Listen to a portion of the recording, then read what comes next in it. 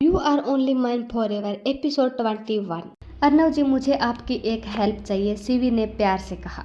इसमें कौन सी पूछने वाली बात है, मैं तो तुम्हारी हेल्प करने के लिए हमेशा तैयार हूँ। बताओ क्या हेल्प कर सकता हूँ तुम्हारी। अर्नव ने सीवी के गाल पर हाथ रखते हुए प्यार से कहा।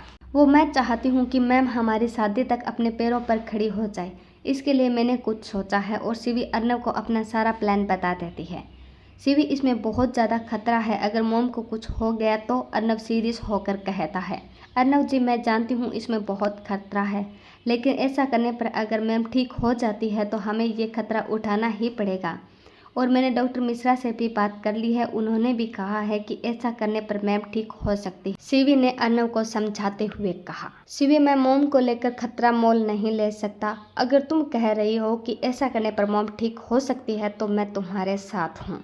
थैंक यू अर्नव जी, ये कहकर सीवी अर्नव को गले लगा लेती है और अर्नव भी सीवी को अपनी बाहों में कस लेता है। अगली सुबह, दादी जी, मैं मैम को कुछ टाइम के लिए बाहर लेकर जाना चाहती हूँ, यहीं पास वाले गार्डन में, मैम को अच्छा फील हो। सीवी मासूम सा फेस बनाकर पूछती है। लेकिन बेटा, आज तो आप लोग शॉपिंग पर जाने वाले थे ना, दादी जी ने प्यार से पूछा। हाँ दादी जी, हम 12 बजे के बाद जाएंगे, क्योंकि आज भाई की भी कोई जरूरी मीटिंग है और पिंकी पंकज के भी एग्जाम है, तो उनके साथ बाद में ही जाएंगे। तब तक मैं मैम के साथ बाहर चली जाती हूँ, सीवी ने फिर प्यार से पूछा। ठीक है बेटा, तुम चले जाओ, लेकिन तुम्हारे साथ कौन जाएगा? तुम अकेली कैसे जाओगी? दादी जी ने चिंतित लहजे में पूछा। विशाल अंकल चले जाएंगे, सीवी ने सीढ़ियों से उतर रहे विशाल जी की तरफ इशारा करते हुए कहा। हाँ, ये ठीक रहेगा। विशाल, सीवी प्रभा को बाहर लेकर जाना चाहती है तो तुम भी उनके साथ चले जाओ, उनको भी अकेले नहीं जाना पड़ेगा और तुम भी प्रभा के साथ कुछ टाइम घूम लोगे, दादी जी ने विशाल जी की तरफ देखते हुए कहा। ये तो अच्छी बात है, फिर चलो सीवी बेटा, विशाल जी ने मुस्कुराते हुए कहा और सीवी प्रभा जी को लेकर विशाल जी के साथ चल जाती है। कुछ ही टाइम बाद वो लोग गार्डन में पहुंच जाते हैं। प्रभा जी आज 7 महीनों के बाद पहली बार बाहर आई थी, उनको बहुत सुकून मिल रहा था और उनके फेस पर प्यारी सी स्माइल थे।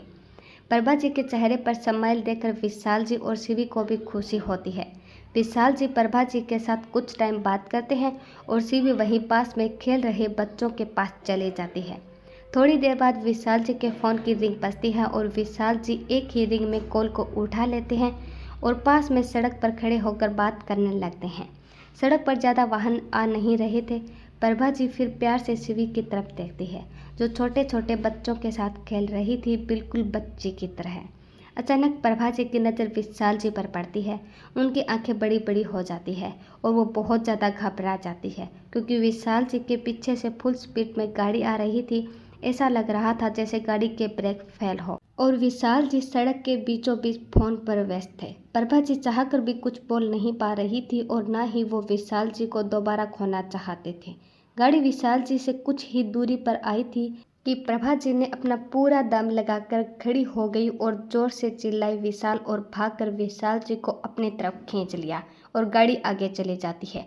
प्रभा जी खुद नहीं जानती थी कि वो आज अपने पैरों पर खड़ी हो चुकी है और वह विशाल जी को झट से गले लगा लेती है और सीवी भी भागकर उनके पास आ जाती है। आप ठीक है ना? आपको कुछ हुआ तो नहीं? प्रभा जी घबराते हुए पूछती है। वही विशाल जी को तो अपने कानों और आंखों पर यकीन ही नहीं हो रहा था कि प्रभा जी व्हीलचेयर से उठ चुकी है और वो बोल भी सकती है। वो प्रभा जी को एक बार फिर से गले लगा लेते हैं। प्रभा, तुम ठीक हो गई? मुझे तो यकीन ही नहीं हो रहा, विशाल जी ने खुशी से चहकते हुए कहा। विशाल जी की बात सुनकर प्रभा जी को पता चला कि वह अपने पैरों पर खड़ी हो चुकी है और बोल भी सकती है। उनको भी अपने आप पर यकीन नहीं हो रहा था और वो गाड़ी आगे जाकर रुक जाती है और उस गाड़ी में अर्नव ही था।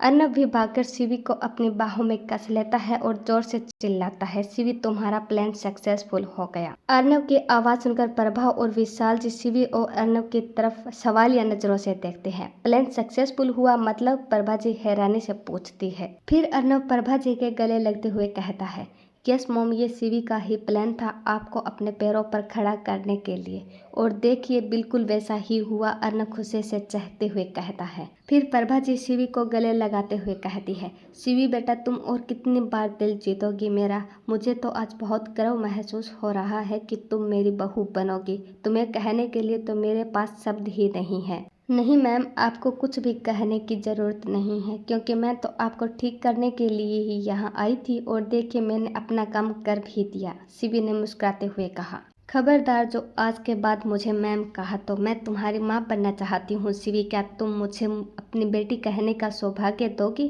प्रभा जी ने शिवी के चेहरे को हाथों में भरकर प्यार से कहा।